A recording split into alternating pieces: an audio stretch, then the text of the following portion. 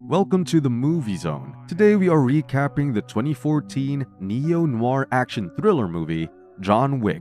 A legendary assassin is forced to return back to his old ways to avenge the death of his dog. As usual, spoilers ahead, so be ready. Let's begin. An SUV slowly drives in and crashes into a wall. From inside the car, John Wick out gasping for air. He is heavily wounded and crawls to a nearby wall and rests his body. He puts pressure on a wound in his gut and carefully takes out his phone. Breathing heavily, John plays a video of the time when his wife Helen was still alive. He watches the video, reminiscing of the days when they were still together and happy. Several days earlier, John wakes up on a cloudy day, a day he never wanted to wake up to, the day of his wife's funeral. John wakes up with her memories still intact in his mind, the day they met, the times they spent together, and until the day she took her last breath in his arms. She had an illness that eventually claimed her life, and all John could ever think of is why her. After the funeral, John stays by the grave for a long while, grieving for his wife. As he is about to leave, he is visited by his old friend Marcus, who had come to offer his condolences. They talk for a while, and John suspects that he was there to convince him to return back to his old job. But Marcus was truly just there to offer his support to his friend in need. That night, as John readjusts himself into the new single life that he was pushed into, a delivery arrives for John. It was a delivery requested by Helen to be done after she had died. The delivery is a small beagle. Confused, John takes the beagle inside and on top of its cage finds a note from Helen. She wrote to him that she had made peace with her death. She apologizes that she can no longer be with him anymore and tells him he needs something to love. And so, she has decided to give him this beagle. John cannot hold back his tears as he read the content of the letter. He takes the dog out from its cage and realizes that Helen has named the dog Daisy. John takes great care of the dog, and it too seems to have grown fond of the man. He sets up a small bed for her nearby him so that they can be close as they sleep. The next day, John realizes that he doesn't have any real dog food that he can give Daisy on a daily basis. He pours her a normal cereal for now, but promises to get her some dog food later. After finishing with breakfast, Daisy follows John on his day as he takes the Mustang out and the two head to the local store. On their way, he stops to get gas at the gas station. Suddenly, a noisy car stops by carrying 3 Russian mobsters, including Yosef Tarasov, son of mob boss Vigo Tarasov.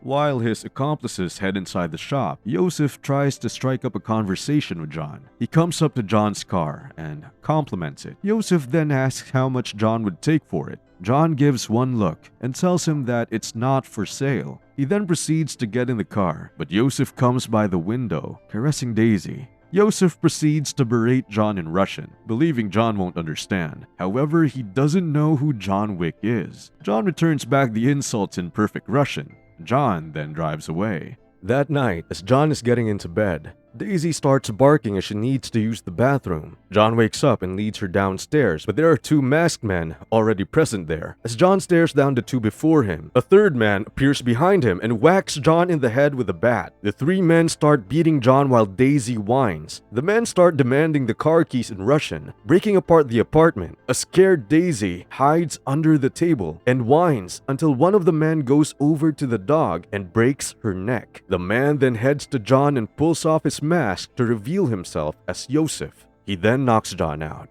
John later wakes up next to Daisy. She is already dead. He carries her and caresses her as he weeps over the one last remaining memory of his dead wife. After a while, he controls himself and takes Daisy out to bury her. Yosef takes John's car to a shop run by Aurelio. Yosef is pretty happy at his find and enters with the same loud music into the shop, boasting his newly acquired reward. Aurelio immediately recognizes the car and demands to know where Yosef got it. Aurelio is clearly concerned about the fact that the car was there, but Yosef goes on bragging about who he stole the car from and how he killed the person's dog. right before his own eyes. After hearing this, Aurelio immediately shoos the goons out of his shop. Joseph storms out, saying he'll just take the car to someone else who is willing to do business with him. Aurelio punches him right across the face and throws them out. John gets back to his senses and gets a look around his house. He then heads straight to Aurelio's shop. He asks if Joseph came by, and Aurelio gives John his name to confirm that's who took his car and killed his dog. John asks Aurelio for a ride and heads out immediately. Later that night, Vigo calls Aurelio to ask why he struck Joseph. But when he realizes that his son had stolen John Wick's car and killed his dog, Vigo calms down. The tone of his voice goes from calm anger to disappointment and fear. Joseph returns home back to his father. Vigo calmly hands his son an alcoholic beverage before landing a solid punch to his stomach.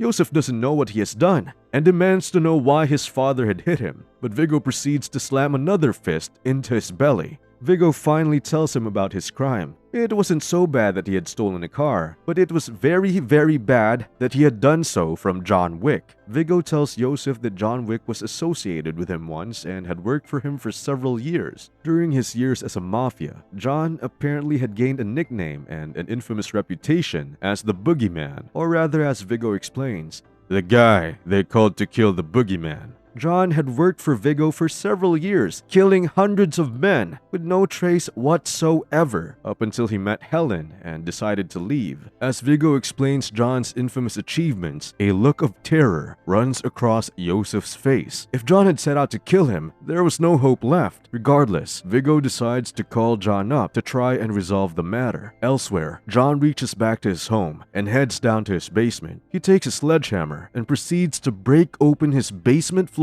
to reveal a plethora of guns and some gold coins. Just then, he gets a call from Vigo, but immediately hangs up. There was no turning back. Having no other choice left, Vigo sends a team of 12 hitmen to John's home that night to kill him. John has no trouble fighting them and dispatches all 12 of them with relative ease, fighting with the last few before stabbing the last guy through the heart. A police officer suddenly arrives at the front door. John seems to know the cop Jimmy and asks him if he's here because of a noise complaint. The cop agrees and then peers over his shoulder to see the body visible behind John. Jimmy asks if John is back in business, but John simply replies he's just sorting some stuff out. John arrives at the Continental Hotel in Lower Manhattan, where he stays while he conducts business. He notices that one of his old friends, Perkins, is there before him. The hotel actually leads up to a secluded club owned by one of his old friends, Winston, the owner of the hotel, who tells him that Joseph is at a club called the Red Circle. John immediately heads to the club Red Circle, where Joseph and his buddies are partying.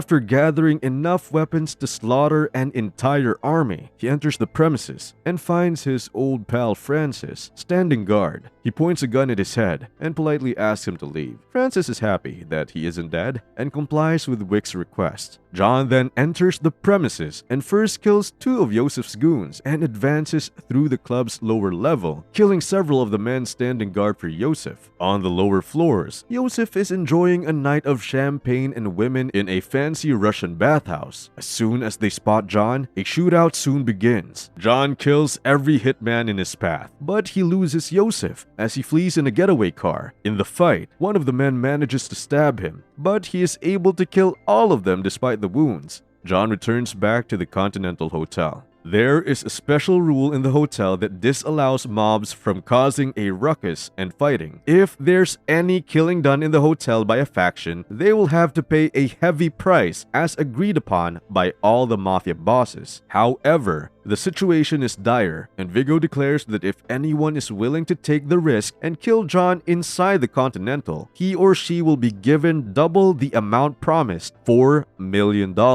At night, Marcus gets to the roof of the building across the street and sets his sight on John in his bed. From the mirror, he sees someone entering. He fires a shot to warn John. It's Perkins. The woman immediately starts shooting at John as he expertly dodges her attacks. She tells him that Vigo has doubled the contract to $4 million if she breaks the rules of the hotel and kills him. John has his hands injured and finds it difficult to fight Perkins, but somehow manages to get her in a headlock and offers her mercy for information. Perkins reveals that Viggo keeps most of his cash and blackmail evidence in the basement of a church. After getting the information, John knocks Perkins out. John learns that his old friend Harry was in the next room and asks for him to look after Perkins, offering him one of the gold coins of their organization. John goes to the church where Viggo keeps his secret stash of money and business files. He immediately shoots down the guards inside the church like a boss. John then forces the priest, who was only a goon acting as a priest to begin with, to guide him to where the vault is. After killing few more of the guards guarding the vault, John then burns the whole vault to ash. Back at the hotel, Perkins manages to dislocate her thumb and manages to get out of her cuffs. She immediately subdues Harry and shoots him dead. Just as Viggo learns of the fire, he, along with his goons, are caught in a hail of gunfire, courtesy of John. John manages to kill most of Viggo's men, but he is knocked out when an SUV rams into another and he is thrown to the floor. Viggo captures him, but doesn't kill him just yet. Who would? John is like 1,000 men in one, and still a far more valuable asset, alive. However, Viggo does wonder why he's gone to such great lengths for revenge over a car and a dog. John wakes up tied to a chair in an abandoned house. He tells Viggo that the dog was a gift from his dying wife and that Joseph took that from him. Despite his situation, John warns Viggo that he can either turn Joseph over to him or die next to his son like a selfless father. Viggo is amused and leaves him with his henchmen. Before leaving, he orders the man to suffocate Wick with a plastic bag and kill him. Fortunately, Marcus is watching from the next building and he shoots one hitman in the head to let John take out the other. John quickly gets his gun and shoots at Viggo's getaway car. John manages to take out every single man inside the car, leaving only Viggo alive. With a huge gun pointed at his head, Viggo is forced to tell John that Joseph is hiding in a safe house in Brooklyn, and he also removes the contract from his head. Inside the safe house, Joseph is playing games and having fun with his friends. He thinks the whole thing is just some casual nonsense. Outside, the safe house is guarded by armed men, but none of them can stop John freaking Wick. He kills each one of the guards and storms the place guns blazing. Joseph once again tries to make a run for it, but John catches him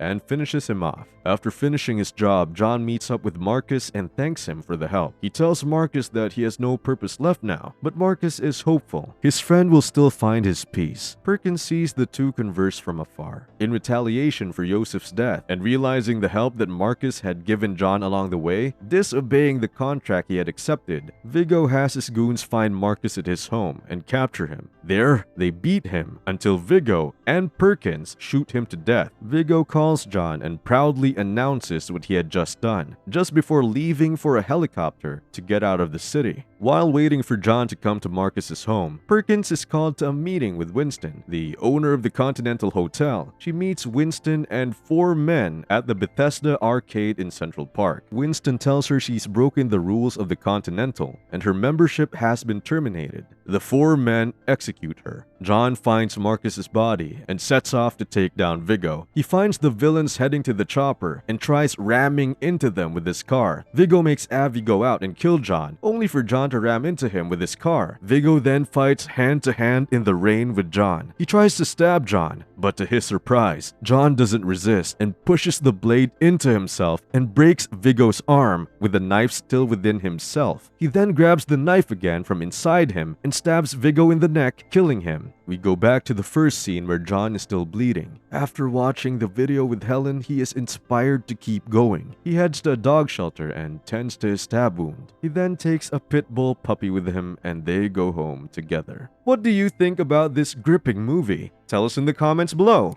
Be sure to like and subscribe. See you next time.